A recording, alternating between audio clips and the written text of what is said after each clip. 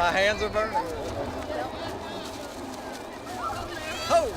All right, it was going windy.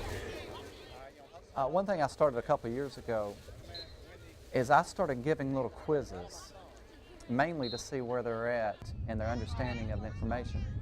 And I started doing that like every week or 2 weeks, okay? And I found by doing that, I'm just breaking up the information. At the end, say we do a series of labs on an objective that I want them to learn.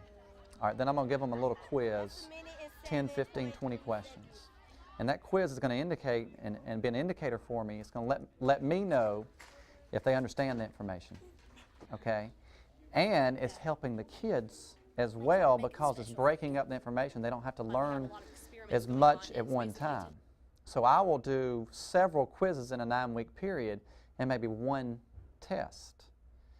And then if I see that by the quiz, if I see that they're not understanding it the way I think they should, then I can go back and touch different areas of the material that I think that they really need, that they're not understanding.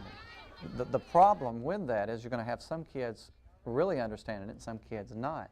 And you just have to learn to adjust and it's sometimes teaching different things and have them in groups. I do a lot of group work and a lot of times I'll be teaching one thing over here and one thing over there. Well, there's this long sheet of this stuff, tissue paper or whatever, and you had to cut it out a certain way. we had cut triangles out of it, and then we had to glue a line on it and glue them all together. There's 4 sheets of it. How long did it take to make one? 2 days. Two. Okay. 2 What did days. you write on yours? We I had put to little write D. this. I put little D. And We had she to put- write heat transfer, convection, conduction, and radiation. And then on the other side, I put just my last name. One thing that we do is the teachers collaborate together. For example, Miss Ray, the language arts teacher, really loves for them to do a lot of writing. And I'll get with her and I'll say, okay, I want to do an extension to my hot air balloons. And so she helped me and we come up with a story starter that I'll give them on hot air balloons. Okay, we're finished making the hot air balloons. Now we're going to bring in a writing element to the lab. They'll get a little sheet of paper right here that can fold. I call this a pocket study guide.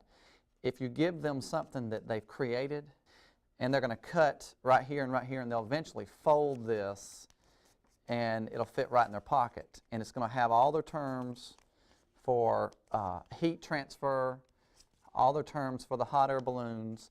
They can do a little decorations with it. I'm going to give them the information. They open it up. It'll have all their terms when they finish it in here. And so they know exactly what to study from. They're getting their writing in. They're getting their study guide exactly the way they want it.